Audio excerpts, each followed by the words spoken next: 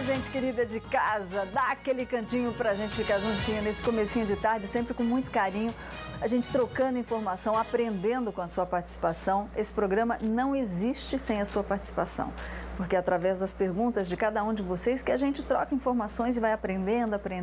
São 8 anos aprendendo juntos, né? Que bom.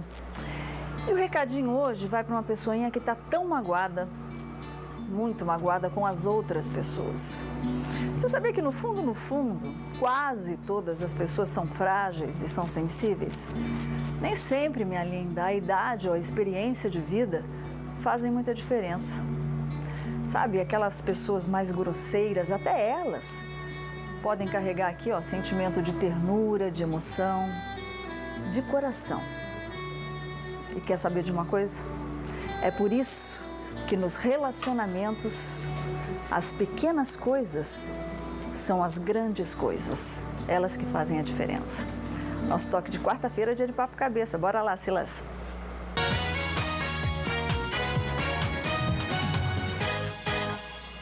É verdade, até na vida, né, Luquinha? A gente não tropeça em montanha, a gente tropeça na pedrinha pequena, né?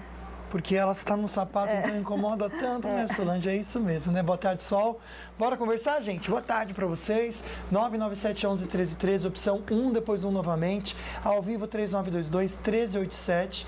E aqui no facebook.com/Falando Nisso Band, você pode participar e também concorrer prêmios. Hoje eu estou de western, olha só que bonito, né? O pessoal acha que o western, Solange, o pessoal só encontra camisa xadrez, coisas mais pesadas, mas pro verão você vai encontrar várias camisetas como essa, inclusive...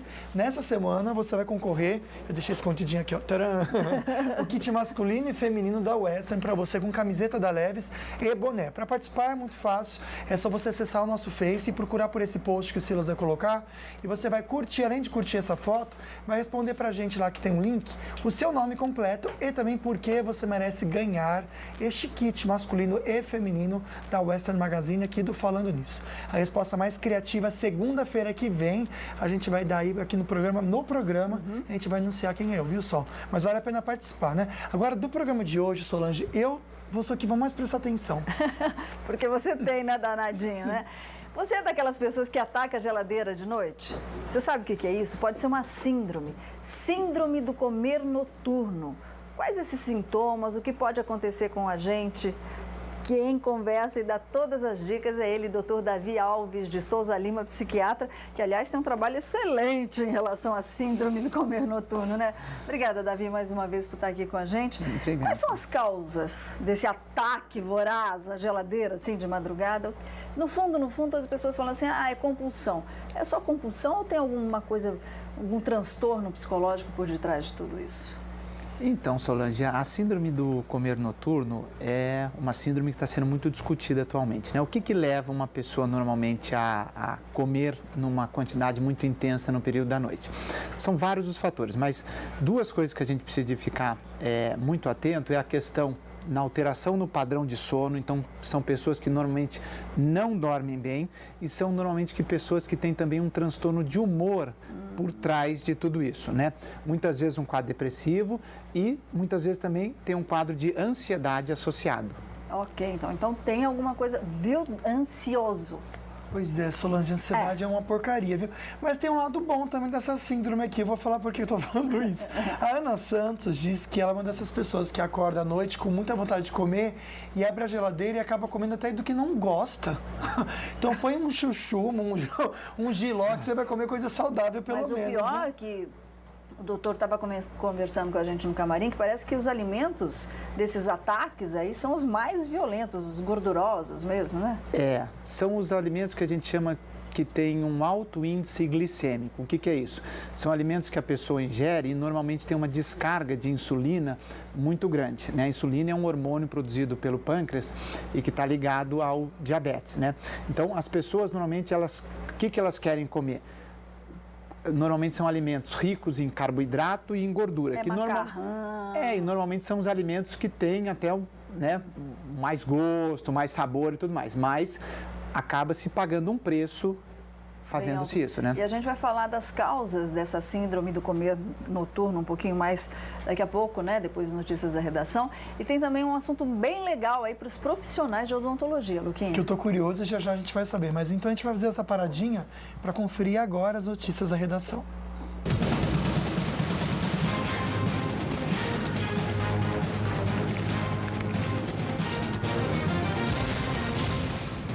A situação em São Paulo ficou feia ontem. Uma pane em um dos trens parou a linha mais movimentada do metrô de São Paulo. Usuários deixaram os vagões pela saída de emergência e caminharam sobre os trilhos. Houve pânico, vandalismo. O funcionamento só voltou ao normal 5 horas depois. Marcelo Bittencourt vai mostrar pra gente. A confusão teve início quando passageiros acionaram o botão de emergência de uma composição que apresentou problemas técnicos na linha vermelha do metrô. Os usuários reclamam que o ar-condicionado parou de funcionar. A partir daí, o desespero tomou conta de todos. Os vagões superlotados e uma parada que parou mais de 20 minutos lá e todo mundo morrendo do calor lá. Sei que a gente teve que quebrar as portas lá para poder sair, porque tava um calor infernal, a gente passando mal, tava muito ruim, mano, muito ruim. Centenas de pessoas decidiram seguir a pé pelas linhas do metrô. Com isso, 7 trens que vinham atrás pararam, causando a interrupção da operação. A Estação Sé, a mais movimentada de São Paulo, simplesmente parou. Os guichês foram fechados. Seguranças fizeram um cordão de isolamento para impedir a invasão do terminal. A falta de informação revoltou ainda mais os passageiros do metrô, que tiveram de ser contidos por funcionários da estação e policiais militares. Imagina com esse calor, já no ar-condicionado está difícil, dentro do metrô então, prometeram que não ia ter apagão, prometeram tanta coisa, né? Bom, o pescador, você lembra dessa história que o Luquinha comentou no Curiosidades do Dia? Se não me engano, foi na segunda-feira, né, Luquinha? E não é história de pescador, não. Mas o pescador que disse ter ficado 1 ano e 1 mês, gente, 1 ano e 1 mês, à deriva no Oceano Pacífico, foi reconhecido pela família que mora nos Estados Unidos. Ele saiu do México no final de 2012 para uma viagem até El Salvador, mas o barco em que ficou estava danificado após uma tempestade. Vamos acompanhar. Irmãos do pescador que moram nos Estados Unidos se reuniram para conversar com ele por telefone.